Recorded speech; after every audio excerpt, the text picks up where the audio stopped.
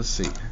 Here's the thing we're going to do. When we're solving these polynomial equations, what we're eventually going to try to do, Edgar, is we're going to be graphing.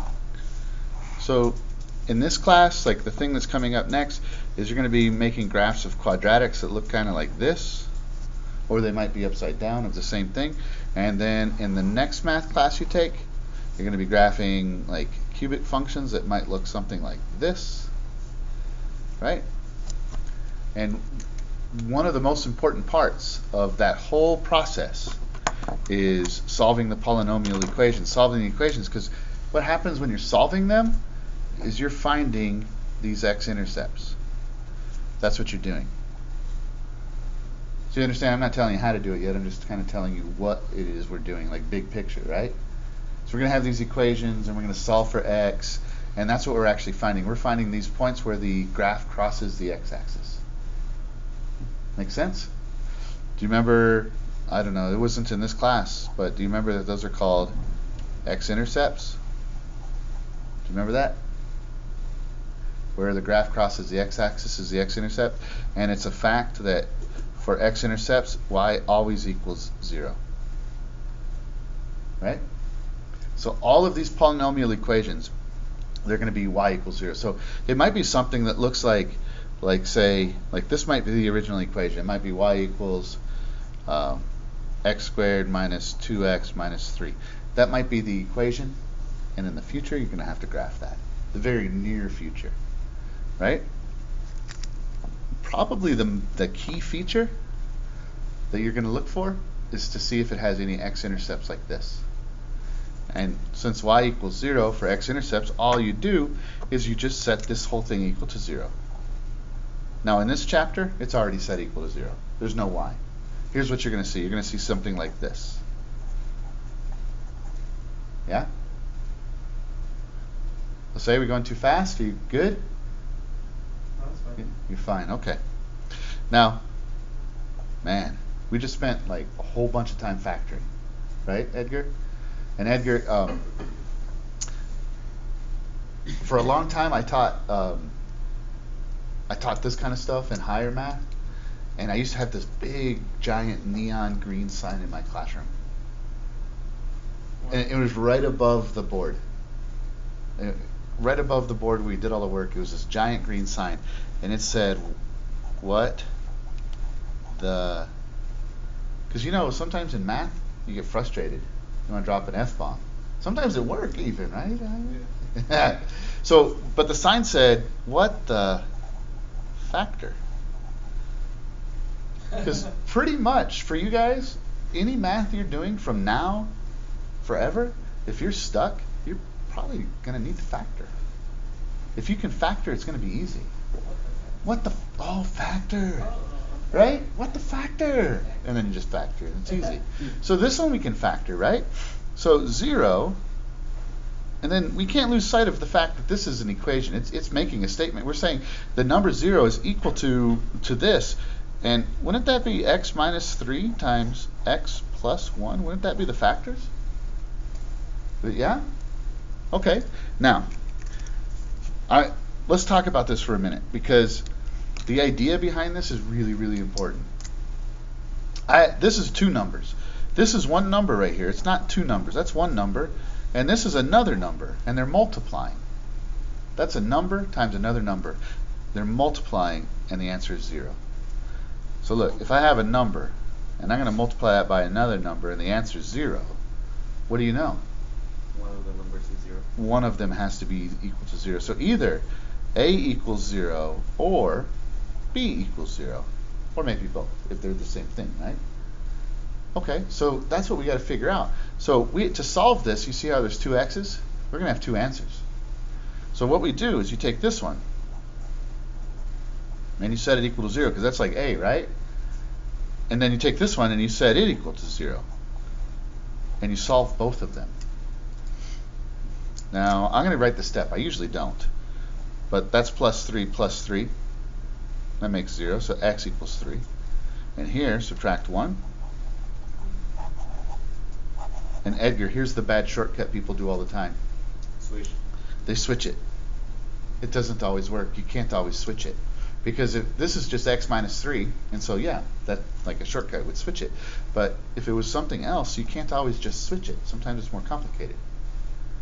So anyway, what you're doing today is you're going to be given an equation like this, and these are your answers.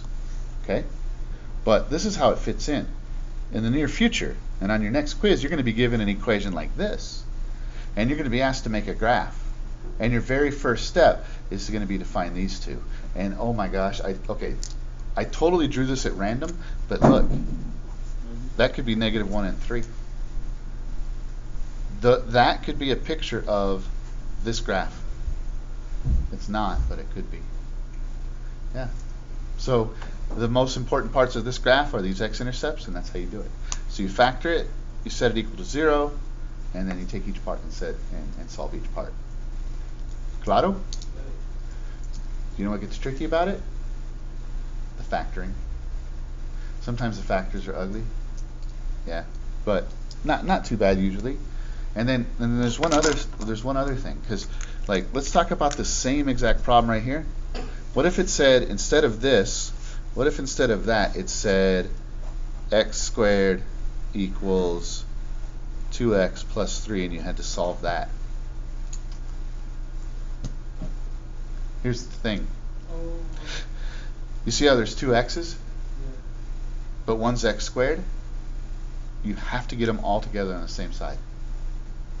You can't get x squared by itself. That's not solved for x. So, this is not solved for x.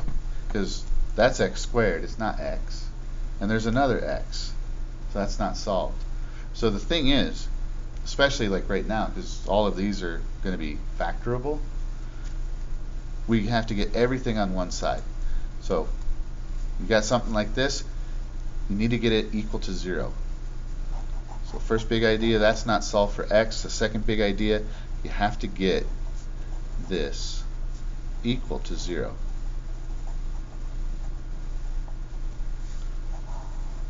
And the way you do that is with inverse operations. So either we need this thing to be on the other side, this one right here to the other side, or this stuff on the left side. We got two ways we can do this, Ivan. You ready? Like it's less steps to move this one to get it all together on one side, but if you do that, if you subtract x squared from both sides, then what you get is you get 0 equals -x squared plus 2x plus 3, and it's really difficult to factor when the first number is negative.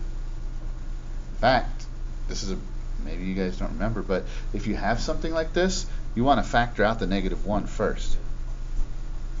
Did we talk about that last week? I don't remember. Alexa, do you remember talking about that or no? You don't remember? So you could do that, and then this is factorable because like we just did that one, right? Or you could do it this way too. So you got x squared equals 2x plus 3. You could also subtract 2x and 3 from both sides.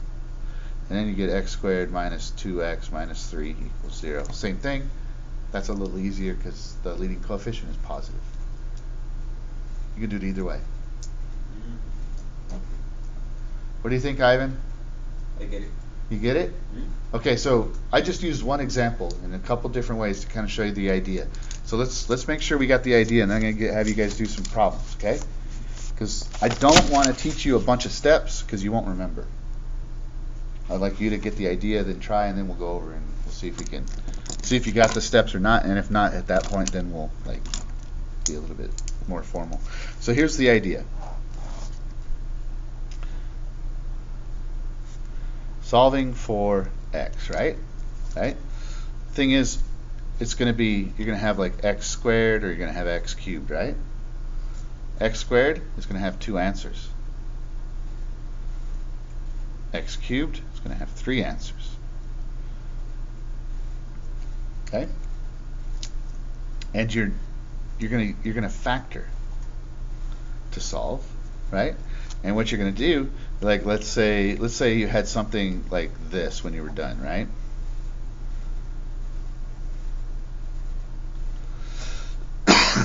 say you had something like that. This is three numbers that multiply to make 0, so like either x minus 3 equals 0, x minus 2 equals 0, or x plus 5 equals 0. And you have to solve all three. You're going to have 1, 2, 3 different answers. So you're going to get everything on one side, you're going to factor, and then you're going to solve each factor. Listo, Alexa?